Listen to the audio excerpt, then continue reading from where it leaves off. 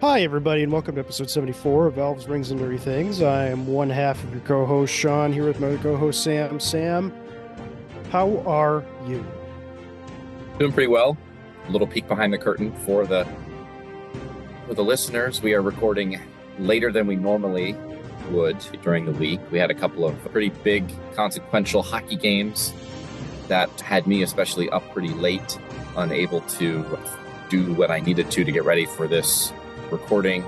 Sean, I imagine you also are kind of feeling that unfortunate sensation of playoff hockey with no Red Wings. For me, the wound is still too fresh, so I'm going to move right along. All right, very good. I feel bad for you because I made you wait for so long. My little rescue dog, Noodle, has some pretty major health things going on right now, and thus she has to take a lot of different medicines. And it is a task getting her to take even just like a quarter of one little pill.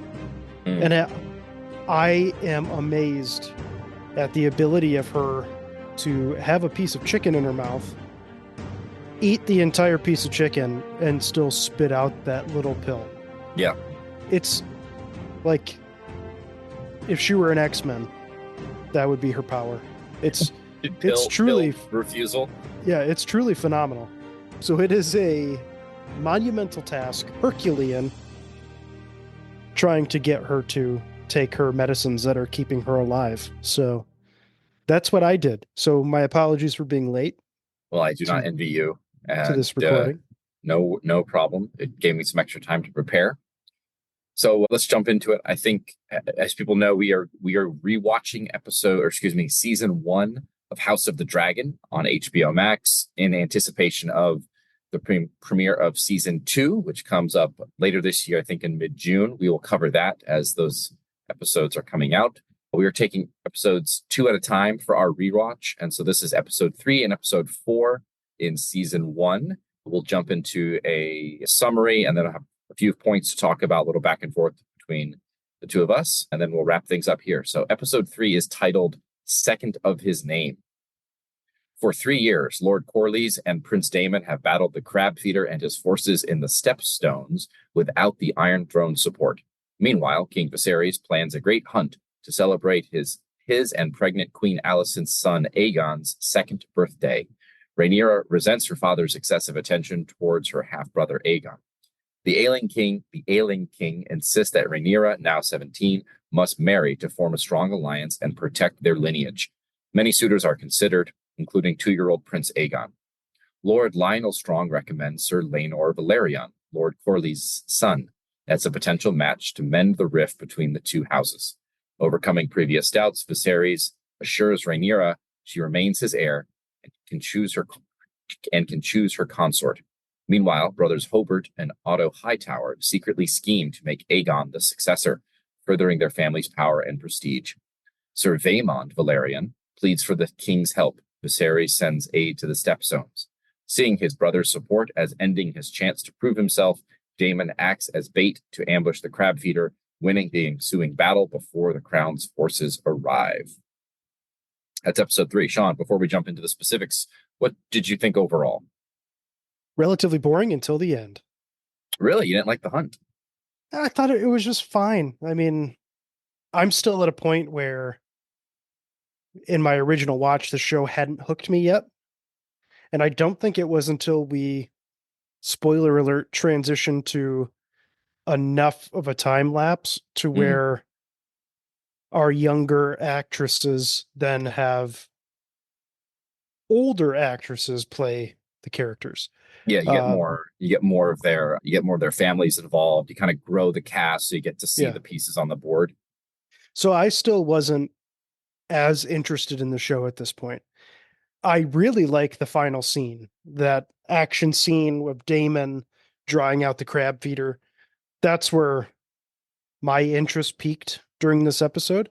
and I wanted more of it.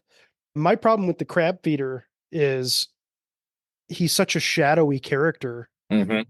You don't get any of his backstory really, and this is the only time you really see a lot of him.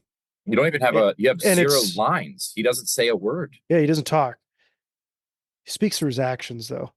But even this episode where you get the most that you get of him, it's still very little. And I just wish he would have been a little bit more prominent. And that's it's where we get into this problem with season 1 of they cover so much. Hmm. And we've talked about this in the last episode with episodes 1 and 2 of the first season. You're covering so many different things that you I feel like they're not covering a single thing to the extent that they should or could. Yeah, I mean, this And is a then 3 year time jump. a 3 year The first couple episodes there were smaller time jumps. 3 years is a significant amount of time, especially when seemingly Damon and Corlys have been at war with the crab feeder for 3 years. You think something yeah, interesting would have happened during the period? with absolutely no progression. So you're telling me for 3 years it's been the crab feeder and his like 2,000 men or whatever in these caves, and you've just attacked them over and over again for 3 years, and there's been like no change in this battle. So I didn't find that believable. It would have been believable to me if this would have been like a 5 or 6 month conflict. And then they're like, okay, let's just get this over with and do this attack. Because like I'm looking at it, I'm like, so what you're telling me is 2.5 years ago, you could have done this same tactic and just ended it, but it went on for another 2.5 years. So like Yeah, what it just seems like incompetence to me at that point of the leadership of both Damon and Corliss. yeah, Like this is like it took the king saying, I'm finally going to send people for you to come up with a plan that's actually going to end this. yeah. So I don't Oh, know. they're hiding in the caves. I wonder if there's anything that we could do to lure them out of the caves. Like, oh, I have Yeah. an idea. Yeah, this is. I think this is one of the points where I would have appreciated maybe just one more episode during this time period to build out this conflict a little bit. Yeah, the crab feeder is one of those. He's kind of like a Darth Maul figure. Doesn't have any Mm-hmm. lines. He is shown to be really menacing, but at the end of the day, he's dispatched with relative ease. I mean, we don't have a Qui-Gon Jinn equivalent that he kills, right? That's the other thing. There's like we don't really see any of nobody that we care about is negatively affected by this 3 year war. We get a handful of people that we hear about or observe being killed, but we don't really know any of them. No, and I think, but what, so no, no one we actually care about dies at his hands, but to me, it's powerful enough to see him, the way he executes individuals. To me, that replaced needing to care about somebody. I Mm-hmm. mean, nailing people to basic like Dude, crosses as the that tide comes up, like that is fucking intense.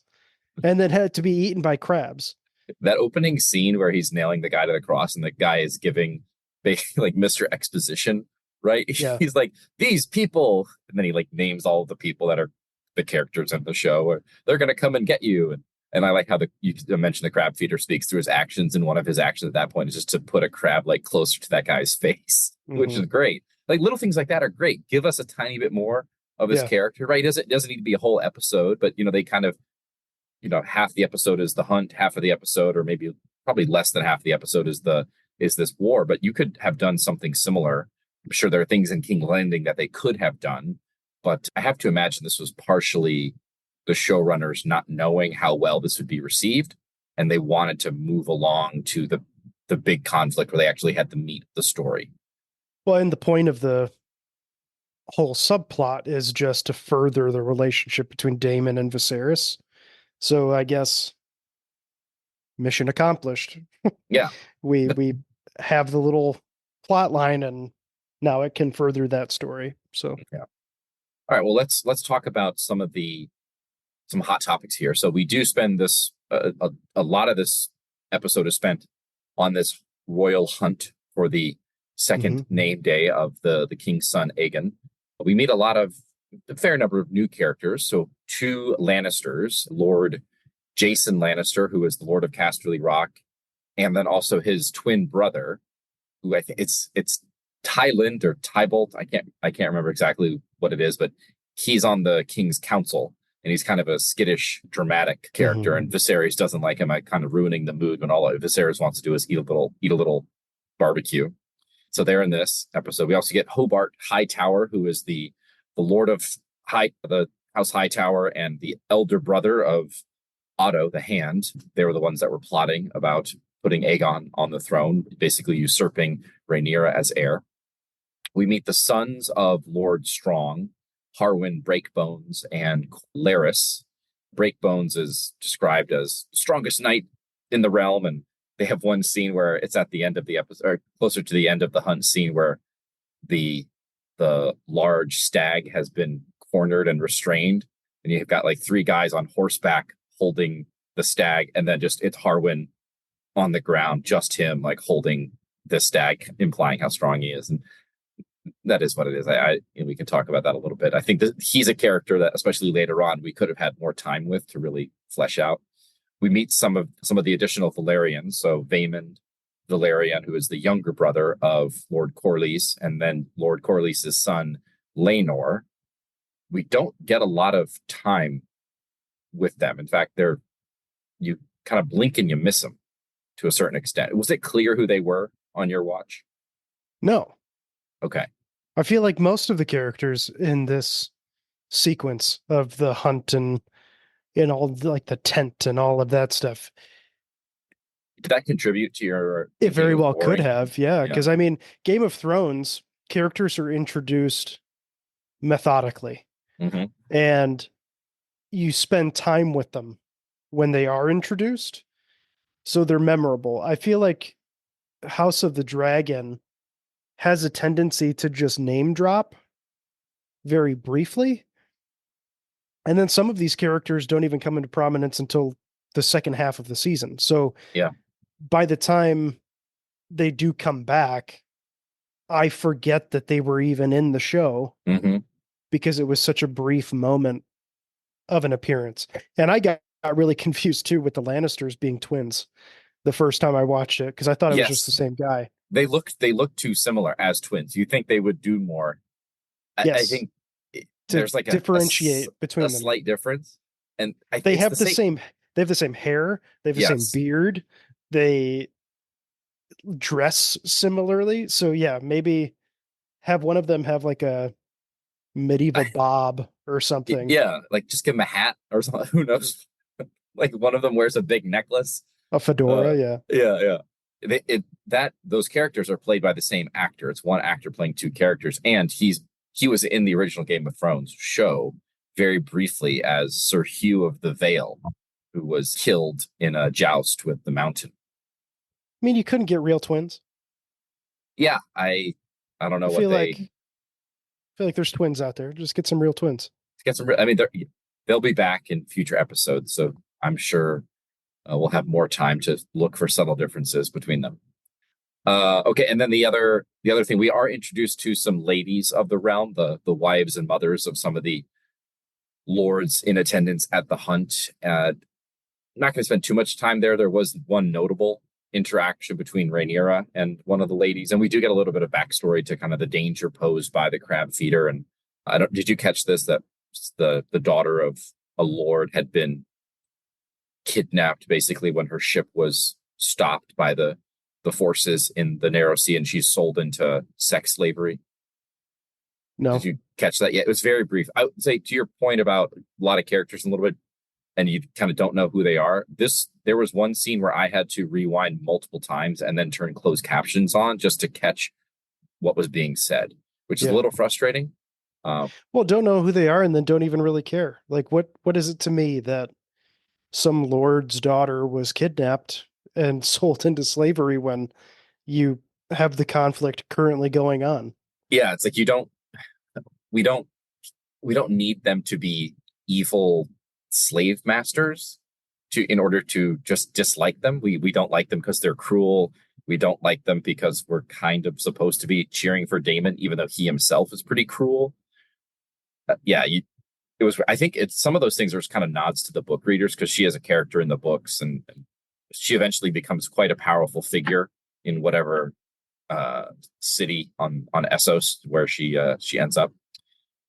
Anyway, so we meet a handful of new characters during this hunt, and the some of the notable interactions are with the Lannisters, specifically Jason Lannister, the Lord of Casterly Rock. He has a relatively smarmy conversation with Rhaenyra in which he makes it pretty clear that, like, hey, I'm really rich and I've got a cool castle and I could build you a dragon pit.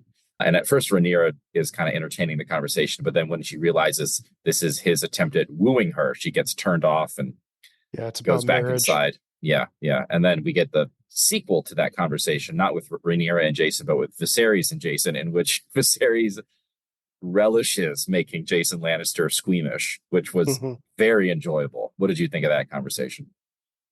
That's the conversation where he gives Viserys the spear as well, right? Yeah, he's like, here's the spear. It was forged in the golden gallery of Casterly Rock, and Yeah. I mean, I for me, they did a really good job of capturing the Lannister arrogance. arrogance. Yeah, that'd Yeah, be the good word for it. Yeah. So I can see in that conversation how the Lannisters of Game of Thrones are descended from this yeah, individual. yeah. So that they did a really good job with that. The spear being used to slay the stag at the end. I remember watching that scene and just being like, at least Baratheon and Game of Thrones, it seemed more of like a real hunt when he was going out. So it's funny that you frame it like that because one, that's a point that I want to talk to about how like this quote unquote hunt that Viserys goes on, but you remember the hunting scene then in the original Game of Thrones, right? It was Mhm. Robert Baratheon, Renly Baratheon, Lancelot, and Barristan Selmy out like walking in the woods, and Robert Baratheon has a spear, and obviously things go poorly for him because he was too drunk because of Lancel and Cersei. But Mhm. apparently George R. R. Martin hated that scene because he's like a royal hunt would be this gigantic affair with all of these castles and additional or not castles, all these tents and Mhm. guests and horses and dogs, and it would be this big spectacle, which is exactly what we got in this one. But to your point, it's all in service of this quote unquote hunt where he comes in, he struggles to kill a basically immobilized animal that's 100% at his mercy, Yeah, that's real which it's a kingly. yeah, well, it's a great metaphor too for him as a indecisive king, right? He can't even do what he needs to do to kill an animal.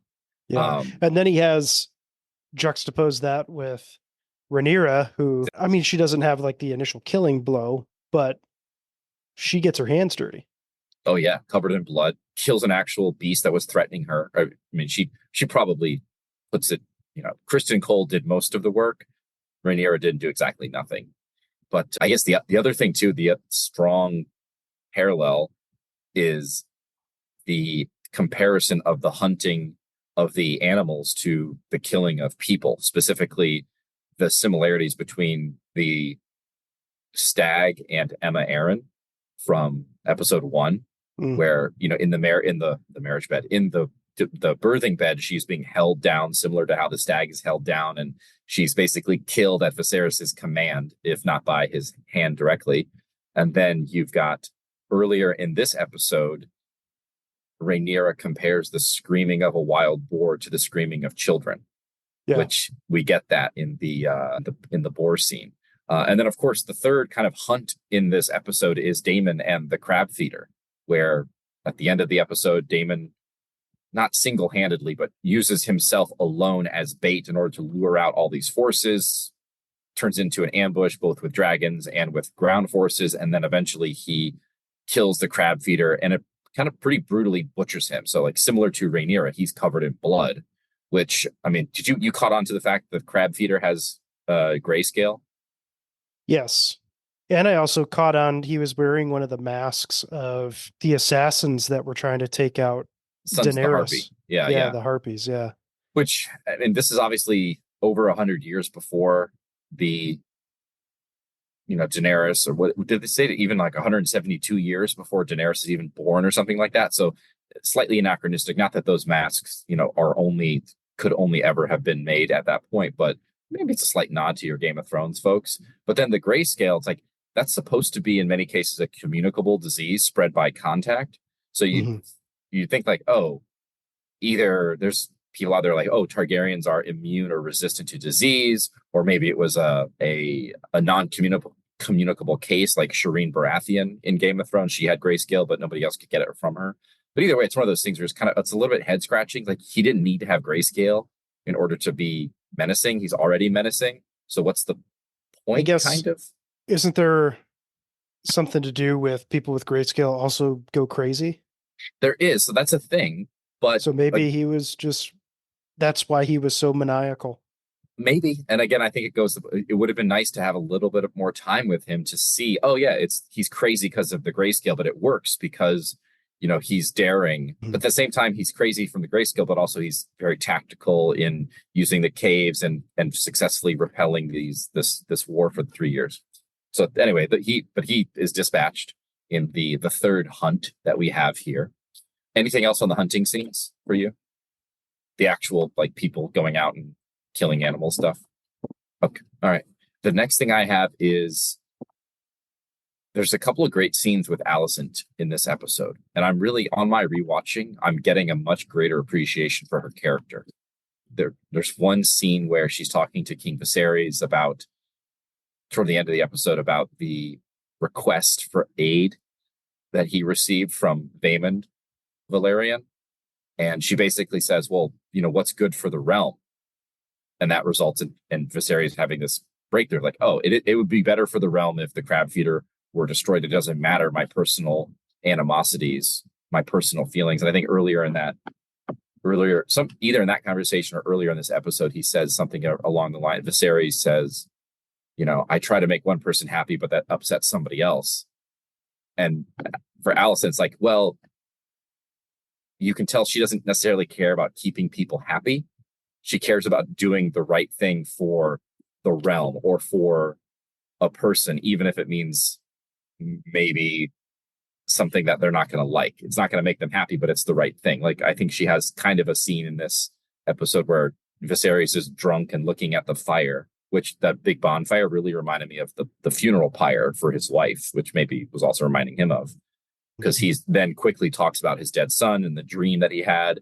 And you can see in Alicent, it's like, oh, you're drunk. You're talking about your prophetic dreams. I'm not really going to entertain that. I'm going to get you to come inside and maybe lie down. I'm going to settle you down. Right. So she's caring, but then she's also knows when to give advice that somebody needs to hear, even if it's not what they want to. I appreciate the young Alicent character, Mm-hmm. and I hope that continues when we have our time jump, Yeah. because she's a character I could not stand in the second half of the show.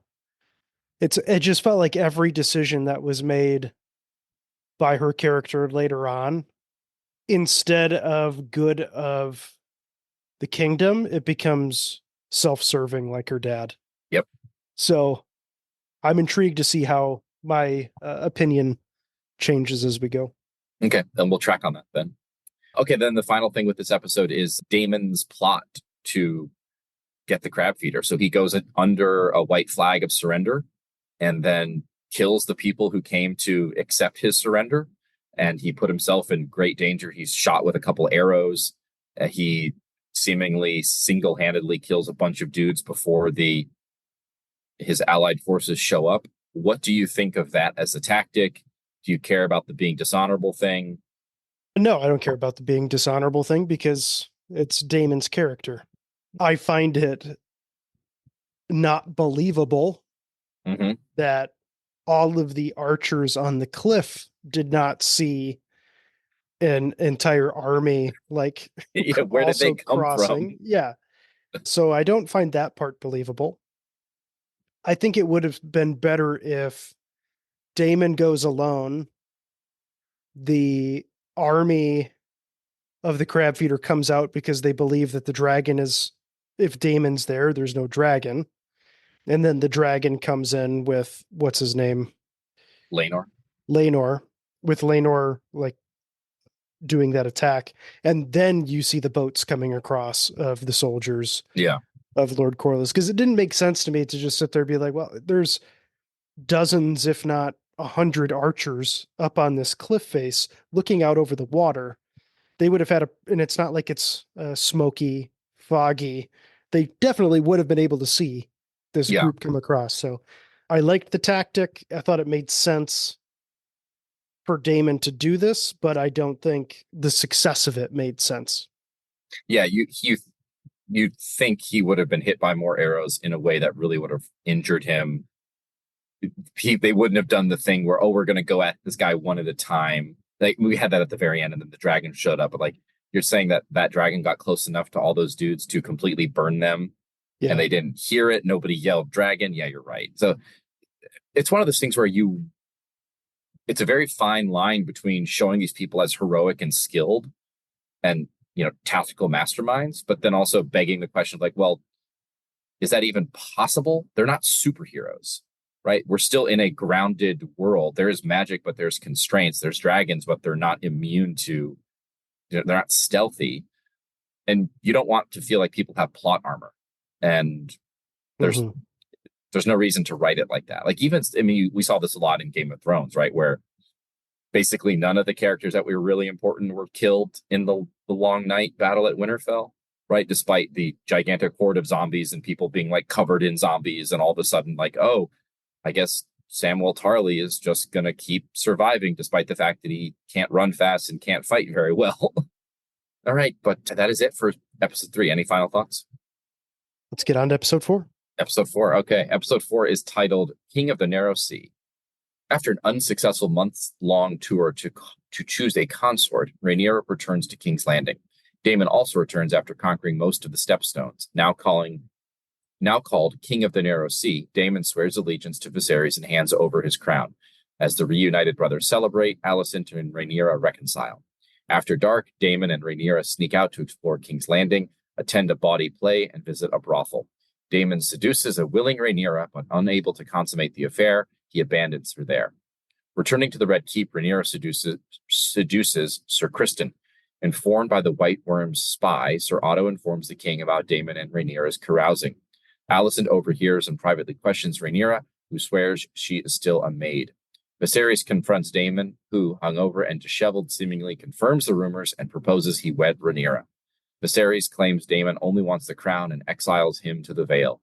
To avoid scandal and strengthen the throne, Viserys orders Rhaenyra to marry Sir Laenor Velaryon. Viserys dismisses Otto as Hand after Rhaenyra accuses Otto of manipulating him for his personal gain. Grandmeister Melos gives Rhaenyra a precautionary abortifacient tea at Viserys' request. What'd you think of episode 4, Sean? Just creepy as shit. Yeah, right. But Just that like, whole uncle pushing the niece to this point of like heat, basically, and then all of a sudden stopping. Like you don't know if like this was his goal to see just how far he could go, or if mhm. he actually has qualms personally Well, once he hits this what point. what do you think? I don't know. Damon's a character I don't like until like the last 2 episodes of the season because I think he's just a scumbag. I don't know. I think he has hesitations because I do think he only wants the crown at this point. So I think he's trying to woo Rhaenyra, but then he gets a little hesitant Mm-hmm. before he finishes the job, if you know what I mean. Yeah, I watched the kind of behind the episode or the commentary from some of the showrunners and the director, some of the actors, and how they were explaining it was basically that Damon was surprised by Rhaenyra's willingness and enthusiasm, which you can Mm-hmm. kind of get a sense of that, and that throws him off a little bit because he wants to be in control, and Mm-hmm. then deep down he knows what he's doing is wrong. Not necessarily the incest because that's a Targaryen thing, but the fact that she is a maid, they're not betrothed. He is only doing it because he wants to like get back at his brother, Mm-hmm. and that's why he can't perform. And I think they specifically call it impotence. Yeah. which I mean, that's They we've don't make seen that. that Yeah, they don't we've make seen that that before with him. evident. Well, they don't make it evident in that moment. I think it's they try to. I mean, obviously, there's no basically no dialogue once their encounter turns physical, Hmm.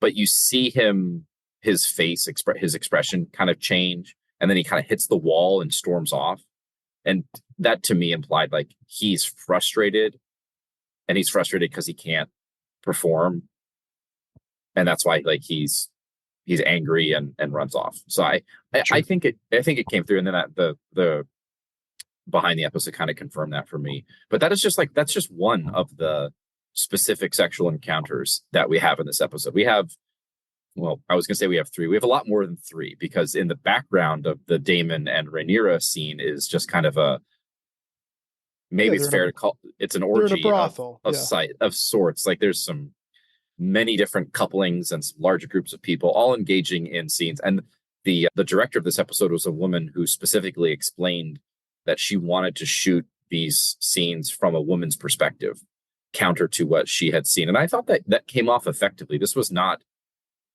like some of the sex scenes, even the like background sex position stuff from Game of Thrones. You know, the lighting is much different, the structuring is much different. It was much more a part of the setting the scene as one between Rhaenyra and Daemon as and to further like their character development and to kind of open Rhaenyra up to these new possibilities, which we then see specifically that like sex is something that people do for pleasure. And it's not just all about your duty as a wife to your husband or a queen to your Hmm. king, which we see specifically, you know, because we're cutting back and forth between Daemon and Rhaenyra and Viserys and Alicent. And, you know, in Alicent, you see somebody who is not enjoying her sexual encounter at all, to the point where you see her start to fidget with her fingertips again, which we knew that she did when she was younger, when she was anxious about something. Anyway, so I thought that was interesting. And then, of course, you have the final scene, the final sex scene, Rhaenyra and Kristen, and she basically seduces him, and she's being kind of continuing on this. I think what did you say? How did you describe her? Damon got her all excited or whatever it was, but Oh, basically yeah. I said Damon got her all warmed up, and then warmed she up. Yeah, so she's warmed up, and Kristen Cole is basically the closest person around, closest and pool boy. yeah, and it's you can see a slight bit of hesitation with him, or not at first. There's a lot, but then when she takes off his white cloak, which represents his oath as a king's guard to be chaste, and you can see for a second he's wavering, and then he folds it and he puts it on the chair, and they proceed to have relations. Which is So sad. Like Kristen Cole is a person I feel bad for in this oh, show totally, yeah, because and it was, I think, it last episode at when they ride off to go hunt the boar. mm-hmm, He talks about how this is like the greatest honor of his family's life mm-hmm, because he's low born and he shouldn't be in this position. And he yeah, like thanks her for that. And then she goes about like ruining his honor and yeah, reputation. totally, yeah. That was a really great scene for him because he also gave her some perspective, and she's like, oh, you know, my life is so hard, basically, and he's like, every single person in the world would be willing to change Yeah. places with you. Like, you have no idea how good you have it. And I think specifically, she's complaining that she doesn't have any power. And he's like, you changed my life. You can't say that you have no power. And then he talks about how grateful he is and what that means for him. But yeah, his life is I don't say his life is ruined, but yeah, he's now dishonored. And we'll see the consequences for him in future episodes. Mm-hmm. And this is a watershed moment for him and kind of sets him up for another couple major decisions down the road. I have a couple other observations. Hit me. Let's talk about consequences. So the consequence of all this is that Rhaenyra and Daemon were observed going into the brothel, and some of their activities were obviously or seemingly observed. And it gets back to Otto via Mysaria, the White Worm, the Daemon's former mistress, and basically it leads to Rhaenyra being forced to marry for a political advantage, which is the thing that in the prior episode her father said you won't have to do that. You can pick your own consort. So he went back on that. She is given the abortifacient, which is kind of an indication that I wrote down the question in my notes, like, is that a test? Right? Is her father looking to see if she drinks it, that she doesn't drink it? How does she react to it? Either way, they're not taking any risks that she's now pregnant through this liaison that she says didn't happen, but he's not going to trust her. What are some of the other consequences that you picked up on? Well, it's just interesting because she drank it, or we think she drinks it. They leave it open ended at the end of this episode, but Mm-hmm. she's drinking it because she had relations with Kristen Cole. But because she drinks it, then she's basically verifying to her dad that she had relations with Damon Mm-hmm. because he doesn't know about Kristen Cole. So, I mean, that's not a huge ramification, but I mean, that's trust between Rhaenyra and Viserys Mm-hmm. This broken. also this also tests the relationship between Rhaenyra and Alicent, right? I think in the episode summary, they no, maybe I it's not here actually. It was it implied. It's clear that Alicent overheard the conversation between Otto and Viserys without Otto's knowledge. Yeah, She was not. she was hiding in the room. Is it also? Are we supposed to gather that Viserys also didn't know that she was there, or that he knew No, but didn't I care, think or he did? knew Okay, because I think she stayed after their yeah, night of love making. So then when there's a rap at the door in the morning, I mean, he would assume it's probably going to be the hand. yeah, And I think it'd be awkward for the hand if his daughter was, yeah, yeah. even though she's the queen. So I think she was just hiding, listening in. Well, and either way, so she has this information and she goes and confronts Rhaenyra about it. Rhaenyra swears that she's still a maid. I think she even says, I don't know if she swears she's still a maid, but she definitely says I didn't sleep with Damon. "Yeah, like I think she says he didn't touch me." That's where I get, and even that's like stretching the truth a little bit, but that's where when you were reading the episode recap, I was like, I don't know if that actually happened. I know Yeah. she says she didn't have relations with Damon, but Yes. she's still telling the truth there Yeah, correct. So like to an extent. that's a thing. So I wrote down. I think that the episode summary is a little bit.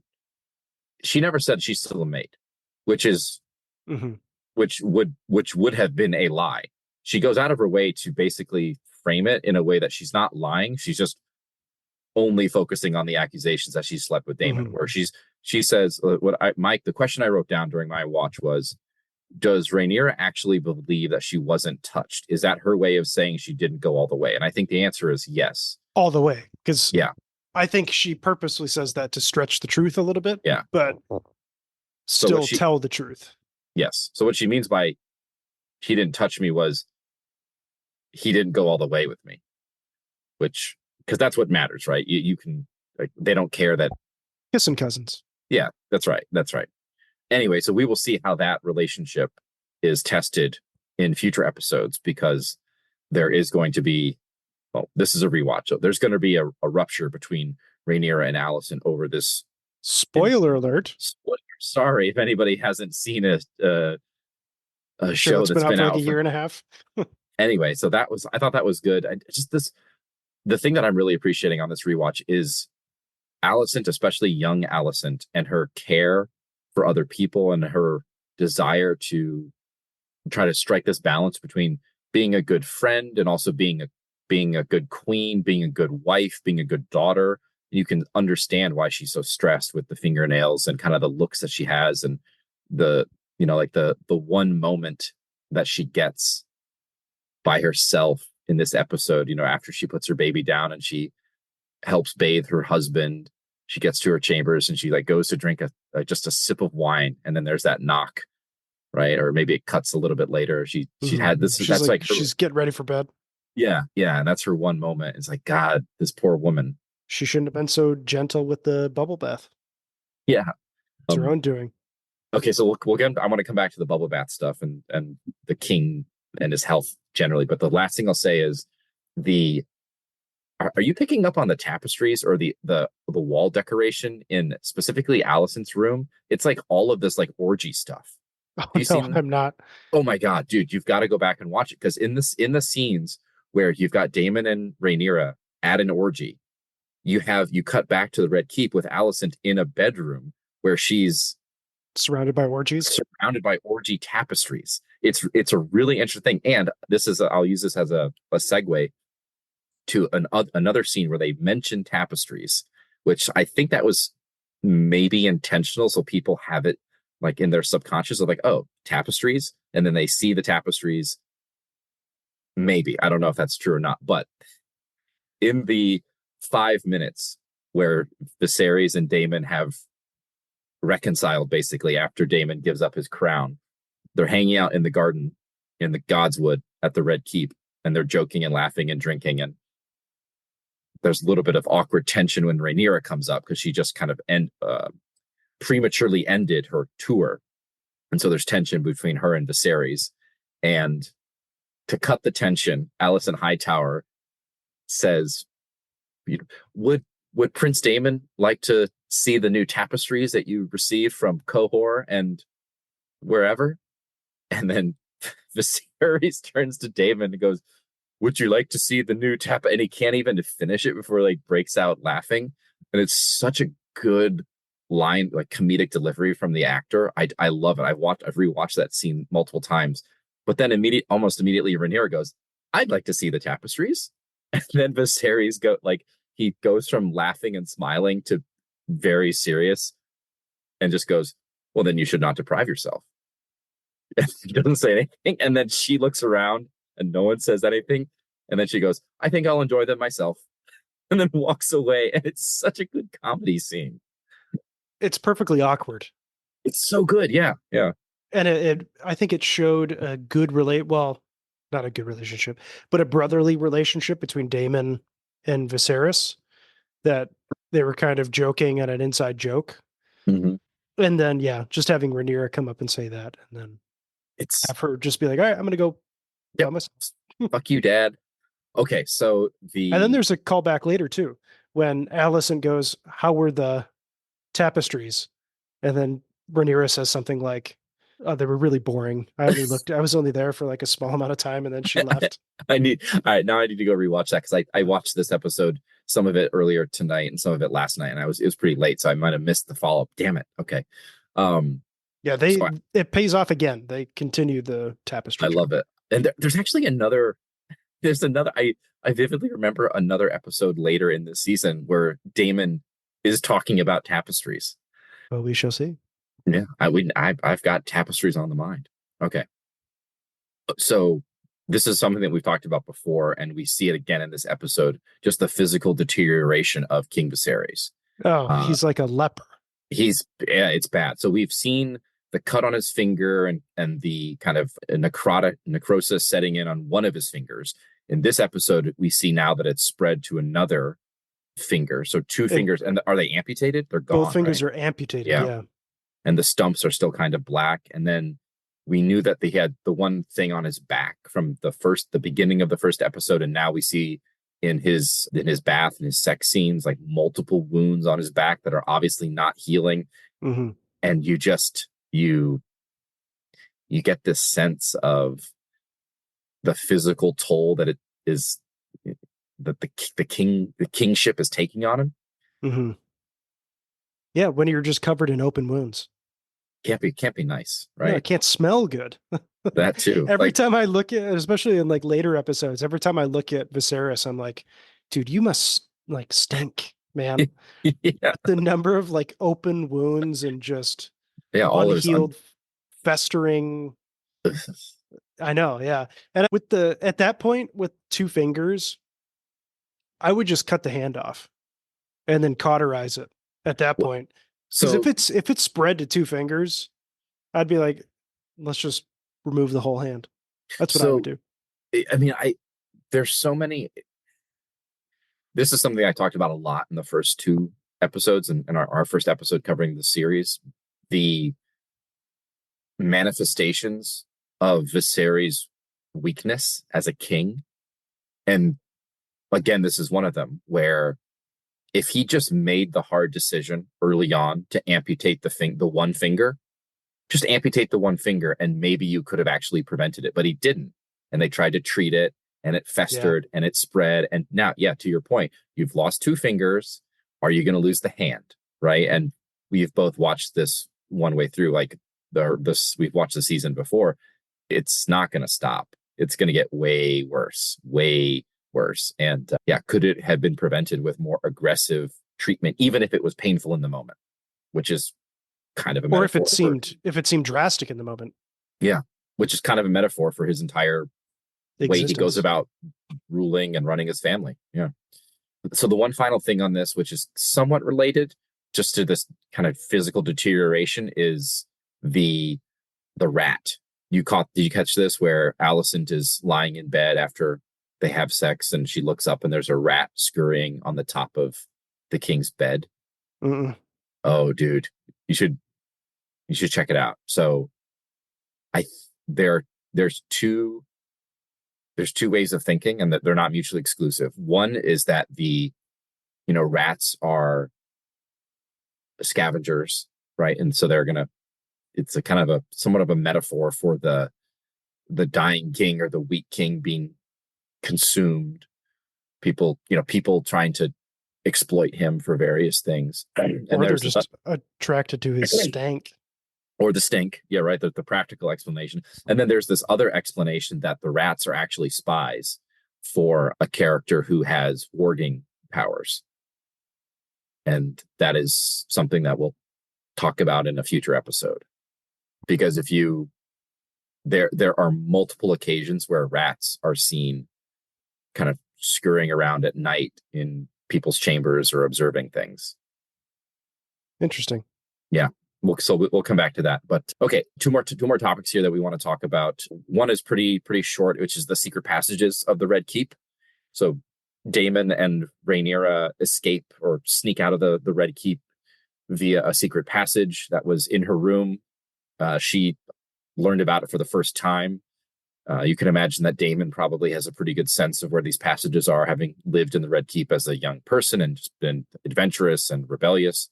You could also imagine that these passages might come in handy if, I don't know, people are trying to infiltrate or escape from the Red Keep at any point, which Mm-hmm. which we saw, frankly, with Tyrion and Arya in Game of Thrones.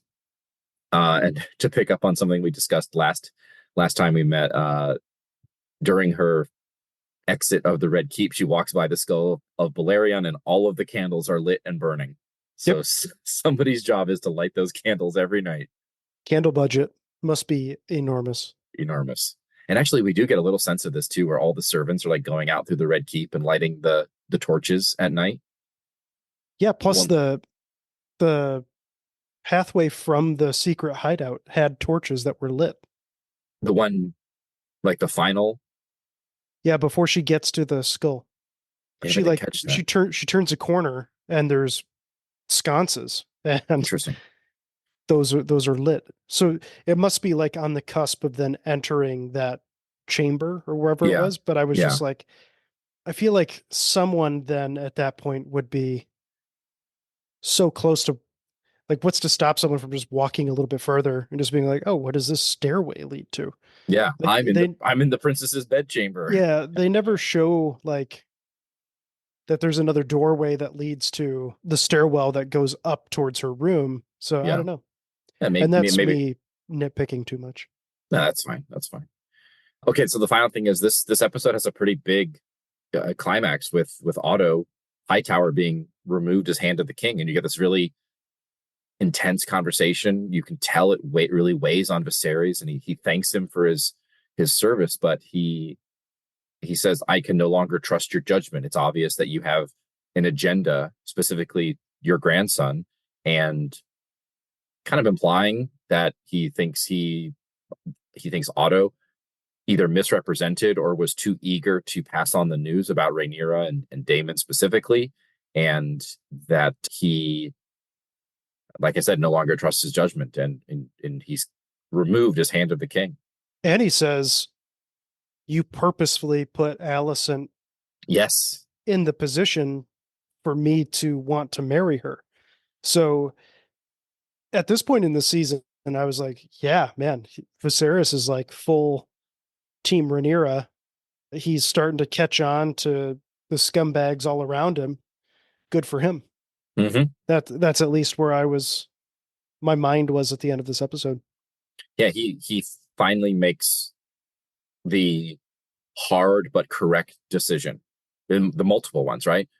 Mm-hmm. Rhaenyra, you're gonna marry Laenor. Doesn't matter. It's what we need in order to be strong. They've got dragon riders. We need to firm that up. They've got this fleet. We need to firm that up. We can't afford division, and the high tower's got to go. And then, well, that's all that I had. Any remaining observations from this episode or the one prior? No, we talked about the two things I wanted to talk about in particular, Otto being kicked out. And now I am looking forward to episode 5 Episode and five, 6. 5 and 6. So episode 5. When do we get the time jump? We got to be getting close.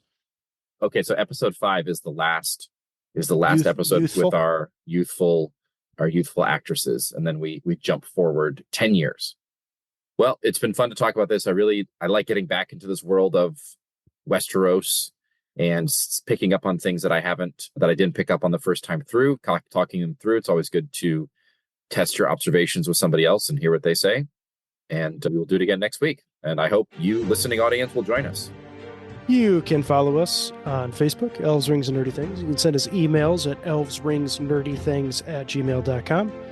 We do have stickers that have our podcast art on them. So if you are interested in one of those, you can send us a Facebook message if you trust us with your home address, and we will get one of those in the mail to you for free. I'll even pay for the postage. That's it. We'll see you next week. Bye, everybody.